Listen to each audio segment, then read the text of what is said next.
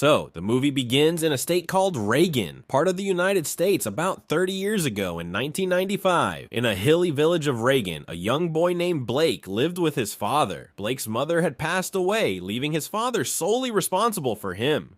Blake's father was extremely protective because of a local rumor about a strange creature that looked human but behaved like a wild animal. People said it had attacked a hiker recently, making Blake's father even more strict and tough on him. But as a child, Blake didn't see the dangers. He only saw the beauty of nature.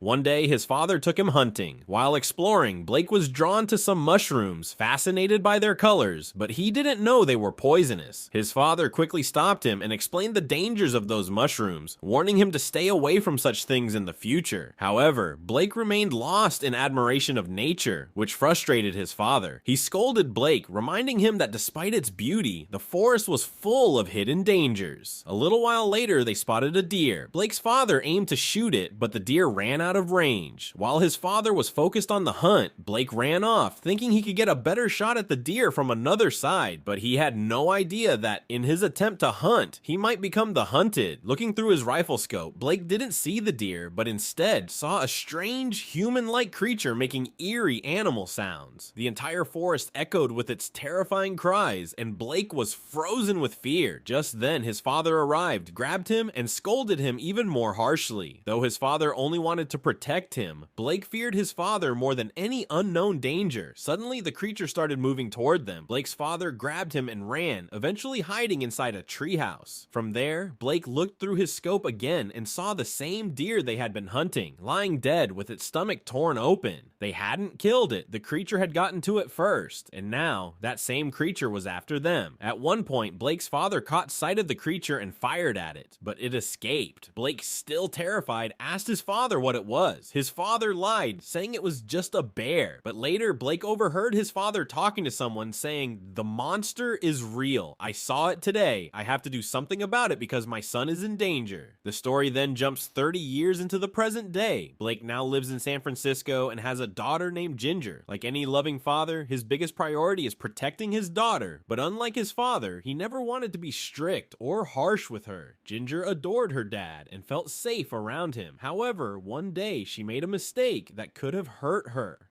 In that moment, Blake lost his temper and for the first time raised his voice at her.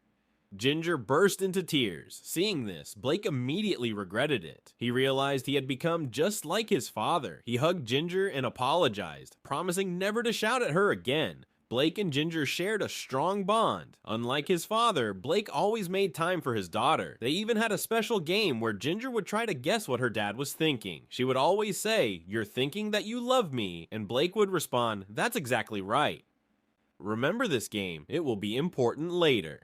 Blake worked as a part-time writer, so he spent most of his time at home. His wife Charlie, on the other hand, was a busy news reporter. Her demanding job kept her away from the family, creating distance between her and Blake. Though she loved her family, she hardly found time for them. One day, Blake received a letter. It informed him that his father, who had disappeared years ago, was now dead. Blake's father had gone missing years ago after setting out to kill a monstrous creature. Recently, the police confirmed his death, sending an official letter to Blake. Despite their strained relationship, the news deeply affected him. This prompted Blake to visit his old family home, using the trip as an opportunity to reconnect with his past. He decided to bring Charlotte and Ginger along, hoping to strengthen family bonds. Charlotte, feeling guilty for not spending enough time with her daughter due to work, agreed to take a break and focus on her family. Upon reaching the village, Blake struggled to locate his childhood home. The landscape had changed significantly over the past 30 years, and the lack of internet access prevented them from using a map. Eventually, they spotted a man in a distant treehouse, who upon noticing them descended and approached while carrying a gun. Charlotte, alarmed, urged Blake to leave immediately. However, Blake reassured her that firearms were common in the area. As the man drew closer, Blake recognized him as Derek, his childhood friend. Derek in turn recognized Blake and agreed to guide them to his old home. As night fell, they neared their destination when a sudden figure appeared in the road, causing a violent accident. Their car overturned, leaving them disoriented. Derek, in a panic, attempted to escape but fell from the elevated vehicle where the creature attacked him.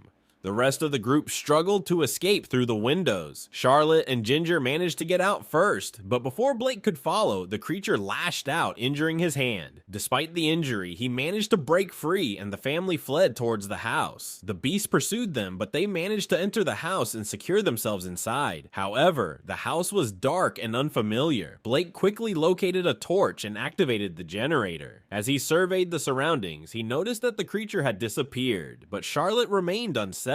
She questioned what they had encountered, though Blake himself had no clear answer. He recalled seeing it stand on two legs, a sight unlike any normal animal. The uncertainty of the situation left them feeling vulnerable. Determined to call for help, Blake attempted to use an old CB radio, but the frequencies failed to match. Soon after, he began experiencing alarming physical changes. His teeth started falling out, his hand continued to bleed, and his senses became unnaturally sharp. He had initially dismissed his injury as a simple glass cut, but Charlotte suspected he had been wounded by the creature's claws. She bandaged his hand, though her growing concern remained unspoken. As night deepened, Charlotte and Ginger fell asleep while Blake secured the main door. However, he alone could hear an unsettling crawling noise. Following the sound, he discovered a large spider moving inside a closet. Its sounds amplified in his ears. His transformation was accelerating. His teeth fell out like a child's milk teeth, making way for sharper, more animalistic replacements. His heightened senses overwhelmed him, and at times he felt as if his head might split apart. Outside, a commotion indicated that others were nearby. As Blake approached the door to listen, a wolf-like creature suddenly attacked him from below. Charlotte, realizing the danger, grabbed an axe and fended off the creature, saving Blake. However, his condition deteriorated further due to the infection coursing through him. His senses became distorted, his ability to speak faded, and his vision warped into something unnatural. His hair began to fall out in clumps, and he could no longer understand human speech. Recognizing his declining state, Charlotte urged Ginger to another room and tried to reassure Blake, but he could only communicate by writing. He believed he was dying, though Charlotte insisted otherwise. As his transformation worsened, Blake experienced a terrifying loss of control. His bleeding hand revealed that the flesh had begun to decay, likely due to the infection. In a moment of instinctual desperation, he started biting into his own exposed flesh, mimicking the pain-coping behavior of wolves and dogs. Charlotte, horrified, realized they could not wait until morning for medical help. A car outside offered their only means of escape. Determined, Charlotte decided to get her family out. But just as they reached the vehicle, the wolf attacked again, forcing them to flee. They sought refuge on the roof of a nearby greenhouse. The creature, relentless, began tearing through the structure. At one point, Ginger nearly fell through a broken section, but Charlotte caught her just in time. Recognizing the greenhouse was not safe, Blake signaled for Charlotte to run back to the house with Ginger. Meanwhile, he distracted the creature, leading it in another direction. When Blake returned, he was barely recognizable. His hair was completely gone. His teeth had reshaped into jagged fangs, and his condition had deteriorated further. Without warning, he vomited blood, expelling human fingers, evidence of his brutal struggle with the wolf. His animal instincts were taking over. Realizing that he was becoming a threat to his family, he resolved to leave. As he opened the door, the creature returned, seeking revenge. A violent battle ensued. The beast initially overpowered Blake, but in the end, he managed to tear its throat open, finally killing it. The moment of victory brought a chilling realization. On the creature's hand was a tattoo identical to the one Blake's father had. His father had not disappeared. He had become one of them. The infection was not just a curse, it was a transformation, one that Blake himself was now undergoing. Blake's transformation neared completion as his body twisted into a monstrous form. His jaw widened, sharp claws emerged, and fur covered his skin. Fully transformed into a wolf man like his father, he became a threat to his family. Charlotte, realizing this, refused to let him in and armed herself. When Blake broke in, his human side still fought for control, but Charlotte saw no choice and stabbed him. Though wounded, he didn't attack. As they fled, Charlotte used a bear trap to slow him. In the end, Blake accepted his fate, finding peace before his final breath.